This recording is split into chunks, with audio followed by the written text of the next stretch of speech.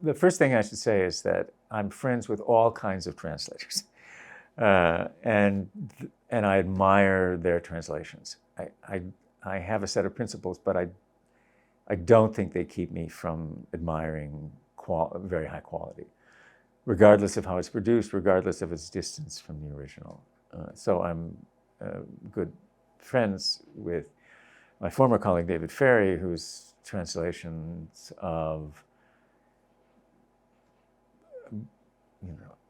Middle High German poems and Virgil's Aeneid are done in ways that are different from the ones that are normative for me, are free is the wrong word, are reconfigurations of those texts in ways that are different from the ones that are most normative for me. But they're fantastic and brilliant and sometimes better than the originals. That said, when I started reading Rosenzweig's essays about the translation and then Buber's essays about the translation, about the Bible translation, what I found most attractive was their commitment to precision and fidelity. I'd grown up the way people my age would have grown up in the translational world, with a disdain for the letter and an admiration for the spirit, with translations that translate not word for word but sense for sense.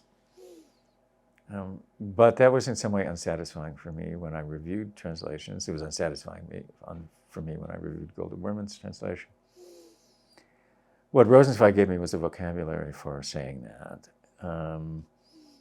for exalting fidelity, for suggesting what the patterns are that you can see and reproduce if you notice the patterns and regard yourself as bound to reproduce them.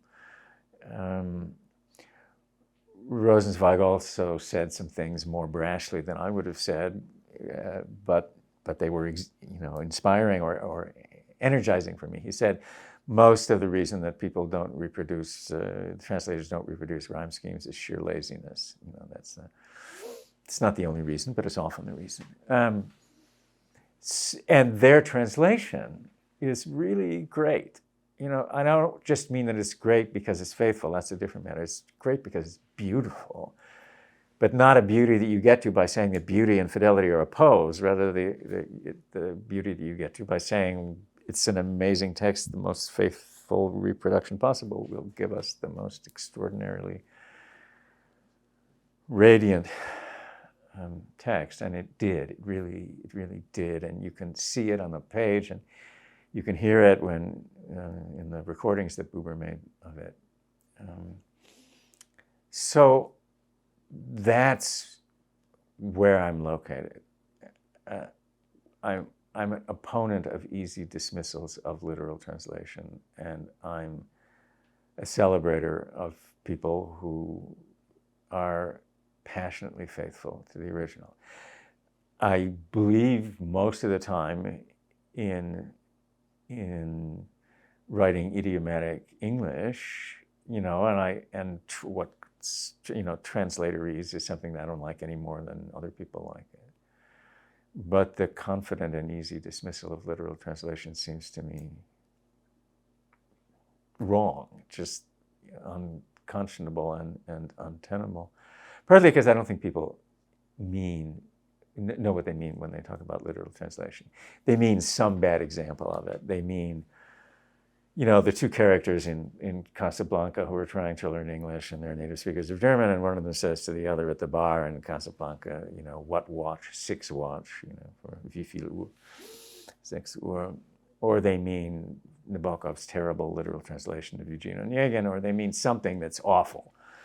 And those things are awful, and it's important to say that, but that's not because the principle is wrong. So I care a lot about fidelity. I care about formal schemes and retaining them. A good example of that,